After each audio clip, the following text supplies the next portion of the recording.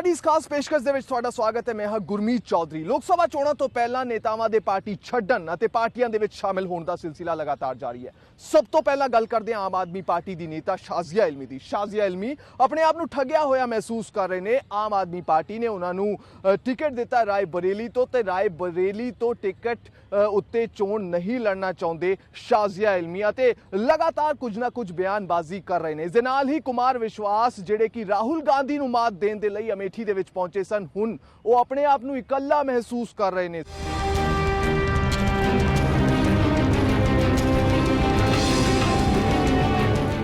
Aam Aadmi party ਦੀ ਸਥਾਪਨਾ ਕਰਨ ਵਾਲੇ ਮੈਂਬਰ ਆਪਣੀ ਹੀ ਪਾਰਟੀ ਦੇ ਨੇਤਾਵਾਂ ਦੇ ਨਾਲ ਨਾਰਾਜ਼ ਹੋ ਰਹੇ ਨੇ। ਚਾਰਾਂ ਪਾਸੇ ਬਗਾਵਤ ਦੀ ਸੁਰ ਆ ਰਹੇ ਨੇ। ਇਹ ਲੜਾਈ ਕਿਤੇ ਅਸੂਲਾਂ ਦੀ ਹੈ, ਕਿਤੇ ਟਿਕਟ ਦੀ ਤੇ ਕਿਤੇ ਪਾਰਟੀ ਦੇ ਵਿੱਚ ਰੁਤਬੇ ਨੂੰ ਲੈ ਕੇ ਹੈ। ਆਖਿਰ ਕੀ ਗਲਤ ਹੋ ਚੱਲ ਰਿਹਾ ਹੈ ਆਮ ਆਦਮੀ ਪਾਰਟੀ ਦੇ ਵਿੱਚ? ਸਭ ਤੋਂ ਪਹਿਲਾਂ ਚਰਚਾ ਅਰਵਿੰਦ ਕੇਜਰੀਵਾਲ ਤੇ ਕੁਮਾਰ ਵਿਸ਼ਵਾਸ ਦੇ ਟਵੀਟ ਦੀ ਕਰਦੇ ਹਾਂ, ਜੋ ਸੋਸ਼ਲ ਸਾਈਟ ਸੇ ਖੁੱਲ ਕੇ ਆਪਣੀ ਨਾਰਾਜ਼ਗੀ ਜ਼ਾਹਿਰ ਕਰ ਰਹੇ ਨੇ। ਇਸ਼ਾਰਿਆਂ ਦੇ ਵਿੱਚ ਕੁਮਾਰ ਵਿਸ਼ਵਾਸ ਨੇ ਇਹ ਜ਼ਾਹਿਰ ਕਰ ਦਿੱਤਾ ਹੈ ਕਿ ਉਹ ਪਾਰਟੀ ਦੇ ਵਿੱਚ ਨਵੇਂ ਲੋਕਾਂ ਨੂੰ ਵੱਧ ਅਹਿਮੀਅਤ ਦਿੱਤੇ ਜਾਣ ਤੋਂ ਖੁਸ਼ ਨਹੀਂ ਨੇ। 10 ਮਾਰਚ ਨੂੰ ਕੁਮਾਰ ਵਿਸ਼ਵਾਸ ਨੇ ਲਿਖਿਆ, चढ़ती नदी में नाले गिरेंगे तो आस्थावान स्नान से भी डरेगा, आचमन तो भूल ही जाओ। उस तो बाद कुमार विश्वास ने अपनी मांग ना मनने जानते नाराज होके एक होर ट्वीट दागया, जिनके एक इशारे पर हम गुलशन से लोहा ले बैठे, जरा गन मांगी तो बोले हवा अनुकूल नहीं। केजरीवाल भी किथे पिछे हटन वाले सी। उन्हें भी इशारियां दे विच कह दिता कि जदों तो उन्होंने नरेंद्र मोदी के खिलाफ मोर्चा खोलिया है, उन्हां तो लोग नाराज होने लगे ने। रिश्तियां दी नवी परिभाषा बन गई है, पर जित तां सच्चाई दी ही होवेगी। आम आदमी पार्टी दे अंदर विरोध दी अग शाजिया इल्मी ने भी लगा दी है। हुण अंदाजा लगाया जा रहा सी कि शाजिया राय बरेली तो सोनिया के खिलाफ चोन लड़ेगी, और उसने इनकार कर दिया है। शाजिया इल्मी ने ट्विटर से कहा है कि मैं राय बरेली से चुनाव नहीं लड़ रही हूँ, मैं इसके लिए कभी राजी नहीं थी। ये बात मैं पिछले 2 महीने से इनकार कर रही हूँ। क्यास लगाया गया है कि शाजिया अपनी पसंद की सीट तो चोन लड़ना चाहती है, जिथों की उसनू जित हासिल हो सके।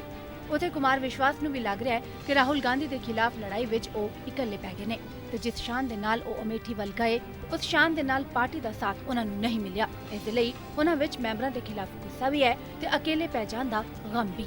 जिवें जिवें लोक सभा चोणां दी लड़ाई तेज हुंदी जा रही है, आम आदमी पार्टी दे अंदर विरोधी सुर भी तेज हो रहे ने।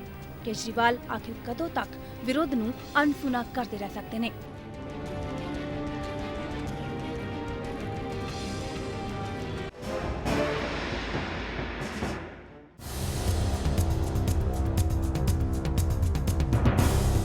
मशहूर कॉमेडियन राजू श्रीवास्तव ने उत्तर प्रदेश के कानपुर लोकसभा सीट तो चोन लड़न तो साफ इनकार कर दिता है।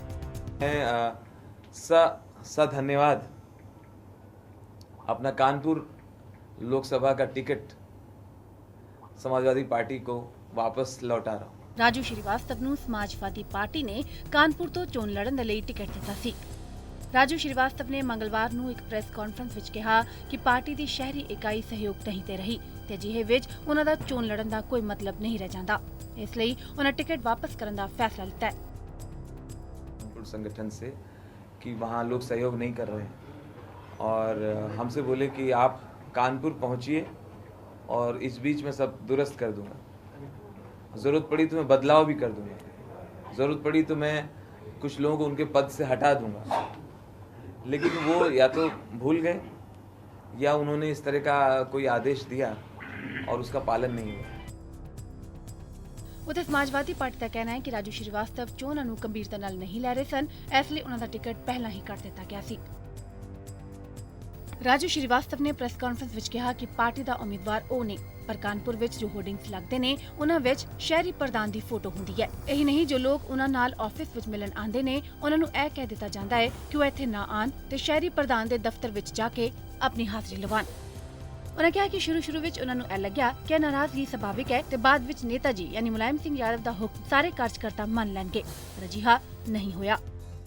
राजू श्रीवास्तव ने कहा कि शहर विच समाजवादी पार्टी का कोई आधार नहीं है, ऐसे बावजूद वो अपना सब कुछ छड़ के 5-5 दिन तक कानपुर विच गुजार रहे सन तां जो पार्टी ਲਈ कुछ कर सकन, पर पार्टी दी इकाइयां ने सहयोग नहीं दिता ते अजिहे विच चोण लड़न दा कोई फायदा नहीं।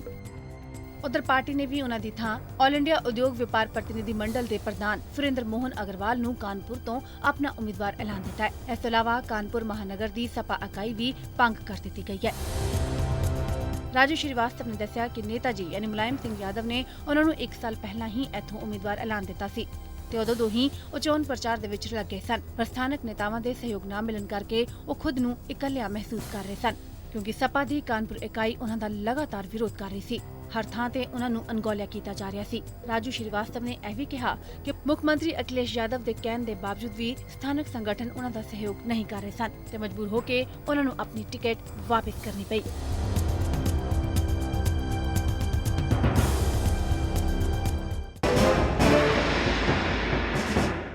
ਸਵਿਤਾ ਪੱਟੀ ਜਿਨ੍ਹਾਂ ਨੂੰ ਚੰਡੀਗੜ੍ਹ ਤੋਂ ਟਿਕਟ ਦਿੱਤਾ ਗਿਆ ਸੀ, ਉਹਨਾਂ ਦਾ ਕਹਿਣਾ ਹੈ ਕਿ ਪਾਰਟੀ ਦੇ ਵਰਕਰਾਂ ਦਾ ਉਹਨਾਂ ਦੇ ਨਾਲ ਵਿਹਾਰ ਬਿਹੇਵ ਉਹ ਵਧੀਆ ਨਹੀਂ ਸੀ, ਇਸ ਕਰਕੇ ਉਹਨਾਂ ਨੇ ਵੀ ਚੋਣ ਲੜਨ ਤੋਂ ਇਨਕਾਰ ਕਰ ਦਿੱਤਾ। ਮਲਿਕਾ ਸਾਰਾਬਾਈ ਆਪਣੇ ਆਪ ਨੂੰ ਅਣਗੌਲਿਆ ਮਹਿਸੂਸ ਕਰ ਰਹੇ ਨੇ ਤੇ ਇਸ ਦੇ ਨਾਲ ਹੀ ਸਵਾਲ ਇਹ ਖੜਾ ਹੁੰਦਾ ਹੈ ਕਿ ਪਾਰਟੀਆਂ ਦੀ ਕ੍ਰੈਡੀਬਿਲਿਟੀ ਜਾਂ ਪਾਰਟੀਆਂ ਦੀ ਫੰਕਸ਼ਨਿੰਗ ਉੱਤੇ, ਕਾਰਜ ਪ੍ਰਣਾਲੀ ਉੱਤੇ ਇਹ ਲੋਕ ਵਿਸ਼ਵਾਸ ਨਹੀਂ ਕਰ ਪਾ ਰਹੇ ਨੇ।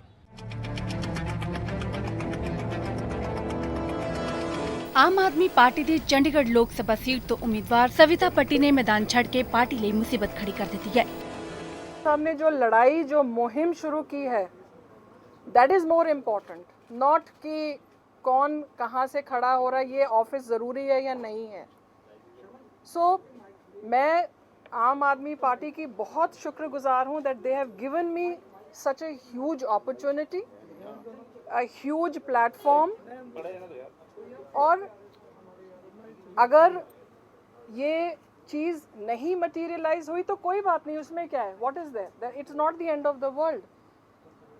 अगर एक आपका प्लान ए फेल होता है तो पार्टी के पास प्लान बी भी होगा, प्लान सी भी होगा।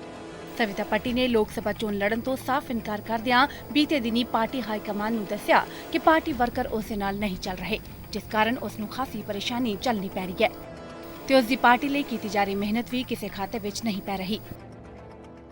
जब आप एक सिचुएशन को असेस करते हैं तो आप you as a duty to the party, either you can continue living with a false hope और you can say that maybe there is somebody who is better, maybe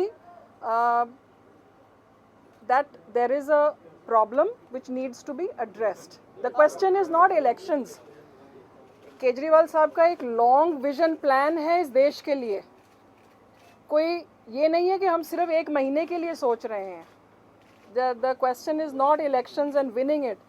The question is कि अगर हम आज कोई ऐसे change को देश में लाएं जिसका असर अगले 5 सालों तक आपको नज़र आएगा। So I am not an embarrassment. My step, I think आपको ये क्वेश्चन उन लोगों को पूछना चाहिए जो हर रोज़ अपने दल बदलते हैं।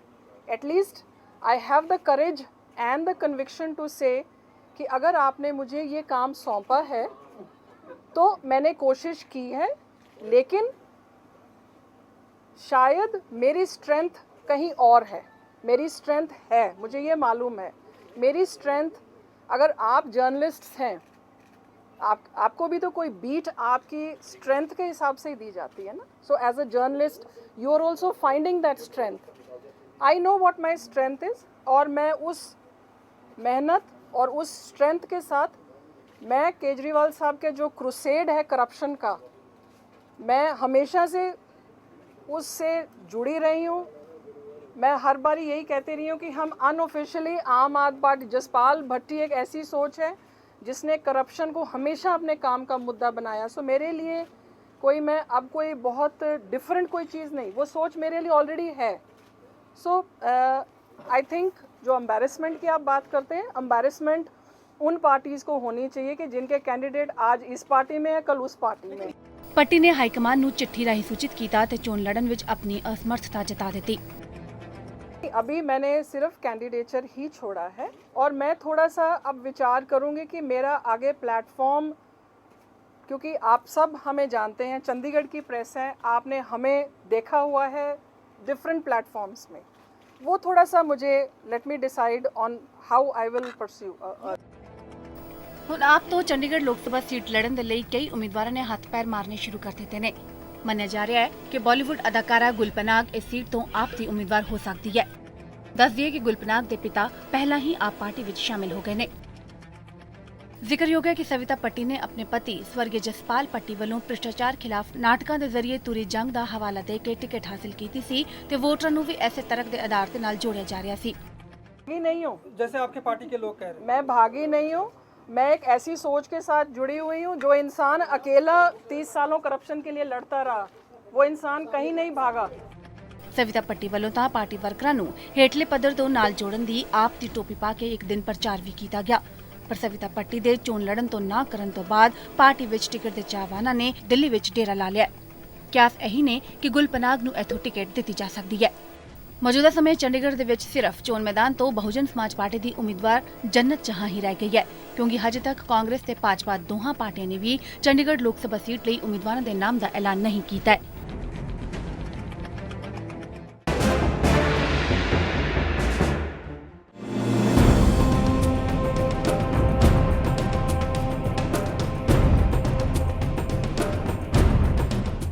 ਉਗੀ ਨਰਤਕੀ ਤੇ ਆਮ ਆਦਮੀ ਪਾਰਟੀ ਦੇ ਨੇਤਾ ਮਲਿਕਾ ਸਾਰਾਭਾਈ ਆਪਣੀ ਪਾਰਟੀ ਤੋਂ ਨਾਰਾਜ਼ ਨੇ, ਖਾਸ ਕਰਕੇ ਪਾर्टी नेता कुमार विश्वास की टिप्पणी तो।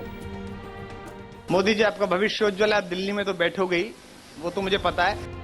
मलिका जिसने बीजेपी नेता लाल कृष्ण अडवाणी खिलाफ 2009 ਦੀ ਚੋਣ ਲੜੀ ਤੇ ਹਾਰੀ, ਇਸ ਵਾਰ ਅਰਵਿੰਦ ਕੇਜਰੀਵਾਲ ਦੀ ਪਾਰਟੀ ਤੋਂ ਟਿਕਟ ਨਾ ਮਿਲਣ ਕਰਕੇ ਨਾਰਾਜ਼ ਨੇ ਤੇ ਕਹਿ ਰਹੇ ਨੇ ਕਿ ਉਹਨਾਂ ਨੂੰ ਪੂਰੀ ਤਰ੍ਹਾਂ ਦੇ ਨਾਲ ਪਾਰਟੀ ਦੇ ਵਿੱਚ ਅਣਗੌਲਿਆ ਗਿਆ। ਮਲਿਕਾ ਸਾਰਾਭਾਈ ਕੇਜਰੀਵਾਲ ਤੋਂ ਪਹਿਲਾਂ ਅੰਨਾ ਹਜ਼ਾਰੇ ਦੀ ਜਨ ਲੋਕਪਾਲ ਮੁਹਿੰਮ ਦੇ ਨਾਲ ਜੁੜੇ ਸਨ ਤੇ ਜਨਵਰੀ 8 ਉਹਨਾਂ ਨੇ ਆਪ ਨੂੰ ਜੁਆਇਨ ਕੀਤਾ। ਪਾਰਟੀ ਵਿੱਚ ਸ਼ਾਮਿਲ ਹੋਣ ਤੋਂ ਬਾਅਦ ਹੀ ਮਲਿਕਾ ਨੇ ਕੁਮਾਰ ਵਿਸ਼ਵਾਸ ਨੂੰ ਨਰਿੰਦਰ ਮੋਦੀ ਦੀ ਤਾਰੀਫ ਵਿੱਚ ਪੜੇ ਕਸੀਦੇ ਤੇ ਸਫਾਈ ਮੰਗੀ ਤੇ ਕਰੜੀ ਨਿਖੇਧੀ ਵੀ ਕੀਤੀ। एक दूसरा वीडियो है जिसमें उन्होंने मोदी जी को शिव भगवान से कंपेयर किया है, तो मैं जानना चाहती हूं कि वो क्या है और क्या वो एक पेड परफॉर्मेंस था इसलिए कह रहे थे या सही में उनकी सोच वही है। दस दिए कि कुमार विश्वास ने 4 साल पहला मोदी की तारीफ कुछ इंच की थी। राजनीति को काजल कहा जाता है कि काजल के पर्वत पर चढ़ना, चढ़कर पार उतरना बहुत कठिन है, निष्कलंक रह करके ये सब करना। पर जब जब आप सहारा देते, जब जब आप सहारा देते, इनका सिर सहलाते, जब जब इनको अपना कहकर अपने गले लगाते, तब तब मुझको लगता है ये यह जीवन जी लेंगे और नीलकंठ की तरह यहां का सारा विष पी लेंगे। मलिका हालांकि कुमार विश्वास तो नाराज ने, पर एक होर मौका देने ਨੂੰ ਵੀ ਤਿਆਰ ਨੇ। लोग अभिप्राय बदल भी सकते हैं, लोगों को सेंसिटाइज किया भी जा सकता है, तो क्या सही क्या है, उनकी एटीट्यूड क्या है और क्या एटीट्यूड पार्टी की है, वो सवाल मैंने पूछा है। तो मुझे लगता है कि आपकी जो स्पिरिट है उसमें जवाब भी मिलेगा। ਪਰ ਮਲਿਕਾ ਪਾਰਟੀ ਵਿੱਚ ਆਪਣੀ ਬੇਕਦਰੀ ਨੂੰ ਲੈ ਕੇ ਬੇहद ਖਫਾ ਨੇ। ਅਰਵਿੰਦ ਕੇਜਰੀਵਾਲ ਜਦ ਗੁਜਰਾਤ ਦੌਰੇ ਤੇ ਸਨ ਤਾਂ ਵੀ ਮਲਿਕਾ ਨੂੰ ਸਿਰਫ 2 ਮਿੰਟ ਹੀ ਮਿਲ ਸਕੇ। ਮਲਿਕਾ ਨੂੰ ਕੇਜਰੀਵਾਲ ਦੇ ਗੁਜਰਾਤ ਫੇਰੀ ਤੋਂ ਵੀ ਦੂਰ ਰੱਖਿਆ ਗਿਆ। ਇਸ ਸਭ ਤੋਂ ਮਲਿਕਾ ਸਾਰਾਭਾਈ ਪਾਰਟੀ ਤੋਂ ਦੁਖੀ ਤੇ ਨਾਰਾਜ਼ ਚੱਲ ਰਹੀ ਹੈ। ਫਿਲਹਾਲ ਛੋਟੇ ਜਿਹੇ ਬ੍ਰੇਕ ਲਈ ਰੁਕ ਰਹੇ ਹਾਂ। ਬ੍ਰੇਕ ਤੋਂ ਬਾਅਦ ਵੀ ਲੋਕ ਸਭਾ ਚੋਣਾਂ ਨਾਲ ਜੁੜੀਆਂ ਰਾਜਨੀਤਿਕ ਹਲਚਲਾਂ ਦੀ ਖਬਰ ਅਤੇ ਅਪਡੇਟਸ ਲਗਾਤਾਰ ਜਾਰੀ ਨੇ। ਬ੍ਰੇਕ।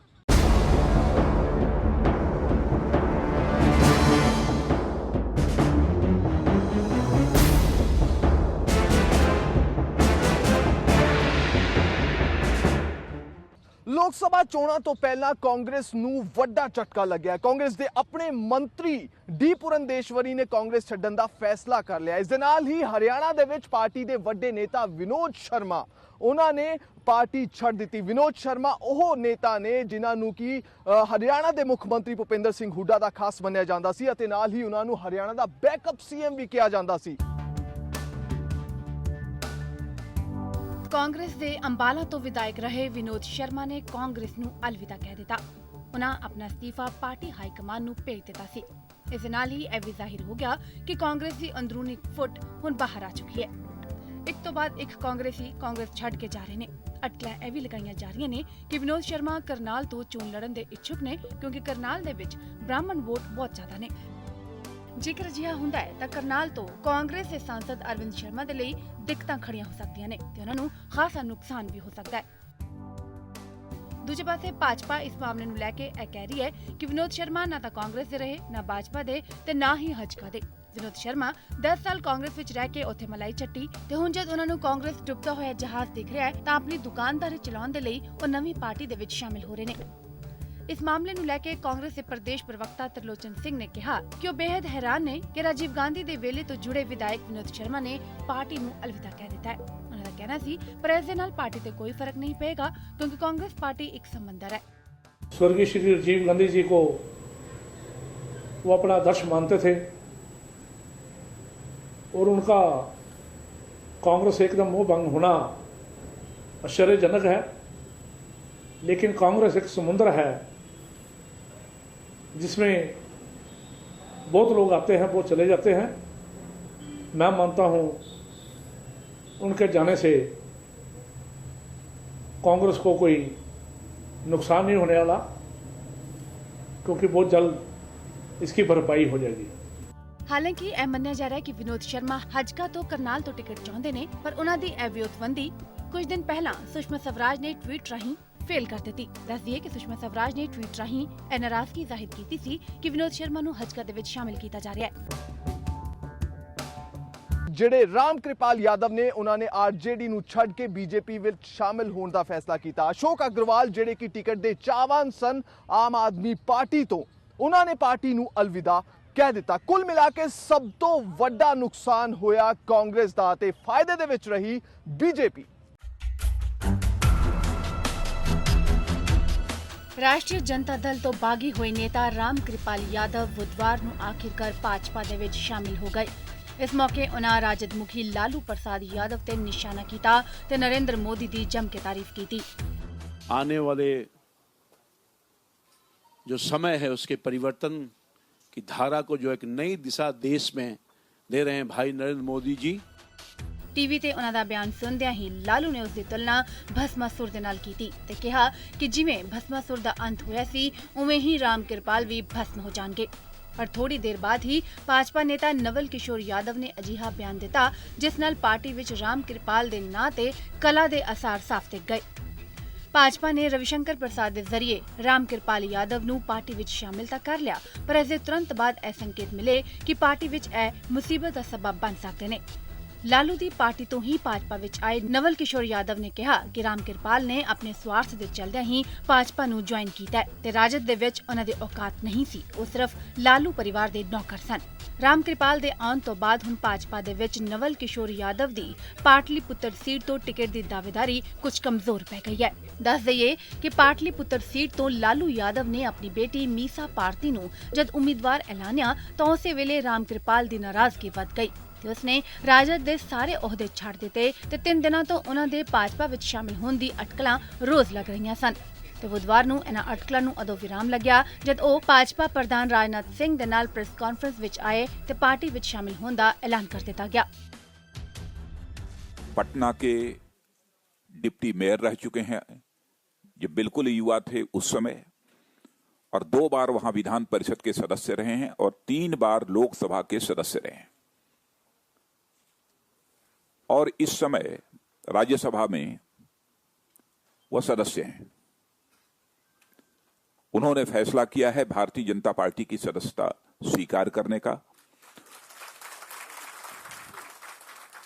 आज मैं श्री राम कृपाल जी यादव को भारतीय जनता पार्टी के सदस्य के रूप में स्वीकार करता हूं। और सबसे बड़ी बात 17 वर्ष तक लगातार आरजेडी के प्रधान महासचिव रहे हैं, सेक्रेटरी जनरल जिसे कहा जाता है, सेक्रेटरी जनरल के रूप में उन्होंने भूमिका निभाई है। राम कृपाल जी, आपका हार्दिक स्वागत है, अभिनंदन है आपका भारतीय जनता पार्टी में। ਜਿਸ ਰਾਮ ਕਿਰਪਾਲ ਯਾਦਵ ਨੇ ਰਾਜਨਾਥ ਸਿੰਘ ਦੇ ਪੈਰ ਛੂ ਕੇ ਭਾਜਪਾ ਦੀ ਸ਼ਰਨ ਲਈ ਹੈ ਤੇ ਨਰਿੰਦਰ ਮੋਦੀ ਦੀ ਜੰਮ ਕੇ ਤਾਰੀਫ ਕੀਤੀ ਹੈ, ਉਸੇ ਰਾਮ ਕਿਰਪਾਲ ਯਾਦਵ ਨੇ ਕੁਝ ਦਿਨ ਪਹਿਲਾਂ ਮੋਦੀ ਬਾਰੇ ਕਿਹਾ ਸੀ ਕਿ ਮੋਦੀ ਦਾ ਰੱਥ ਰੋਕਣ ਦੀ ਤਾਕਤ ਸਿਰਫ ਲਾਲੂ ਦੇ ਵਿੱਚ ਹੈ। ਉਹਨਾਂ ਕਿਹਾ ਸੀ ਕਿ ਲਾਲ ਕ੍ਰਿਸ਼ਨ ਅਡਵਾਨੀ ਦਾ ਰੱਥ ਜੇਕਰ ਰੋਕਿਆ ਸੀ ਤਾਂ ਉਹ ਲਾਲੂ ਸਨ ਤੇ ਲਾਲੂ ਹੀ ਮੋਦੀ ਦਾ ਰੱਥ ਵੀ ਰੋਕਣਗੇ। ਜਦਕਿ ਭਾਜਪਾ ਵਿੱਚ ਸ਼ਾਮਿਲ ਹੋਣ ਸਮੇਂ ਰਾਮ ਕਿਰਪਾਲ ਯਾਦਵ ਨੇ ਮੋਦੀ ਦੀ ਤਾਰੀਫ ਕਰਦਿਆਂ ਕਿਹਾ ਕਿ ਮੋਦੀ ਨੇ ਹੀ ਗੁਜਰਾਤ ਦੇ ਵਿੱਚ ਮੁਸਲਿਮਾਂ ਦੀ ਹਾਲਾਤ ਵਿੱਚ ਸੁਧਾਰ ਕੀਤਾ ਹੈ। आज मुझे एहसास होना पड़ रहा है ये कदम मैंने क्यों उठाया। आज वहां कार्यकर्ताओं की जो उपेक्षा हो रही है, सामाजिक न्याय की जगह पारिवारिक न्याय को जो महत्व मिल रहा है, पूरे बिहार में घुटन महसूस कर रहे हैं कार्यकर्ता। मुझ जैसा साधारण कार्यकर्ता को पीड़ा हो रहा है, बहुत पीड़ा हो रहा है। मैं अनिर्णय की स्थिति में था लगातार कई दिनों तक।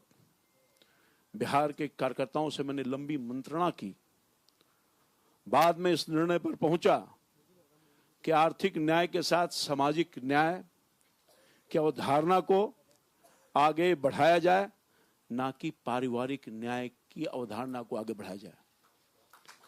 सामाजिक न्याय के बात करने वाले लोग हमारे आदरणीय डॉक्टर लोहिया, जननायक कर्पूरी ठाकुर के सिद्धांत, सादगी और समर्पण से धीरे धीरे दूर होने लगे, चाहे वो लालू जी हो या अन्य कोई दूसरे नेता। ਇਹ ਵੀ ਦੱਸ ਦਈਏ, ਕੁਝ ਦਿਨ ਪਹਿਲਾਂ ਇੱਕ ਨਿਊਜ਼ ਚੈਨਲ ਤੇ ਡਿਬੇਟ ਦੌਰਾਨ ਹੀ ਰਾਮ ਕਿਰਪਾਲ ਨੇ ਕਿਹਾ ਸੀ ਕਿ ਮੋਦੀ ਜੇਕਰ ਪ੍ਰਧਾਨ ਮੰਤਰੀ ਬਣਦੇ ਨੇ ਤਾਂ ਦੇਸ਼ ਟੁੱਟ ਜਾਵੇਗਾ, ਕਿਉਂਕਿ ਉਹ ਗੁਜਰਾਤ ਦੇ ਵਿੱਚ ਮੁਸਲਿਮਾਂ ਦੇ ਨਰਸੰਹਾਰ ਦੇ ਦੋਸ਼ੀ ਨੇ, ਜਿਸ ਨਾਲ ਗੁਜਰਾਤ ਹੀ ਨਹੀਂ ਦੇਸ਼ ਵੀ ਕਲੰਕਿਤ ਹੋ ਗਿਆ ਸੀ। ਉਹਨਾਂ ਦੇ ਇਹ ਸੁਰ ਹੁਣ ਬਿਲਕੁਲ ਬਦਲ ਚੁੱਕੇ ਨੇ, ਪਰ ਮੌਜੂਦਾ ਸਮੇਂ ਰਾਮ ਕਿਰਪਾਲ ਵੱਲੋਂ ਨਮੋ ਕੀਤੇ ਜਾਣ ਦੇ ਨਾਲ ਉਹਨਾਂ ਦੇ ਸੁਰ ਬਿਲਕੁਲ ਬਦਲ ਗਏ ਨੇ।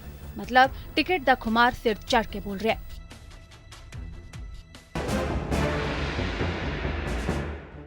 कि जिस ऑब्जेक्टिव से ये पार्टी बनी आम आदमी को लेकर, वहाँ मुझे इस पीरियड के अंदर ये दिखा कि आम आदमी का कोई भी वजूद वहाँ पर नहीं है। और जिस तरीके से इन्होंने इलेक्शंस के अंदर इलीट लोगों को टिकट्स बांटे हैं, आम आदमी को बिल्कुल ही नज़रअंदाज कर दिया है, वो बहुत बड़ा कारण एक रहा। ये दिखाता है कि ये पार्टी जो है वो आम आदमी की न है, ये एक इलीट लोगों के लिए जो है कन्वर्ट होती जा रही है। ਨੇਤਾਵਾਂ ਦੇ ਪਾਰਟੀਆਂ ਨੂੰ ਬਾਏ-ਬਾਏ ਕਹਿਣ ਅਤੇ ਕਿਸੇ ਰਾਜਨੀਤਿਕ ਦਲ ਦੇ ਵਿੱਚ ਸ਼ਾਮਿਲ ਹੋਣ ਦਾ ਸਿਲਸਿਲਾ ਇੱਥੇ ਹੀ ਨਹੀਂ ਰੁਕੇਗਾ। ਲੋਕ ਸਭਾ ਚੋਣਾਂ ਤੋਂ ਪਹਿਲਾਂ ਇਹ ਸਿਲਸਿਲਾ ਲਗਾਤਾਰ ਚੱਲਦਾ ਰਹੇਗਾ, ਇਹ ਕਾਰਵਾਂ ਲਗਾਤਾਰ ਚੱਲਦਾ ਰਹੇਗਾ ਤੇ ਇਸ ਬਾਰੇ ਅਸੀਂ ਤੁਹਾਨੂੰ ਅਪਡੇਟ ਦਿੰਦੇ ਰਵਾਂਗੇ। ਤੇ ਇਸ ਲਈ ਫਿਲਹਾਲ ਸਾਡੀ ਇਸ ਖਾਸ ਪੇਸ਼ਕਸ਼ ਦੇ ਵਿੱਚ ਇੰਨਾ ਹੀ, ਪਰ ਤੁਸੀਂ ਇਹਨਾਂ ਅਪਡੇਟਸ ਦੇ ਲਈ ਵੇਖਦੇ ਰਹੋ PTC ਨਿਊਜ਼।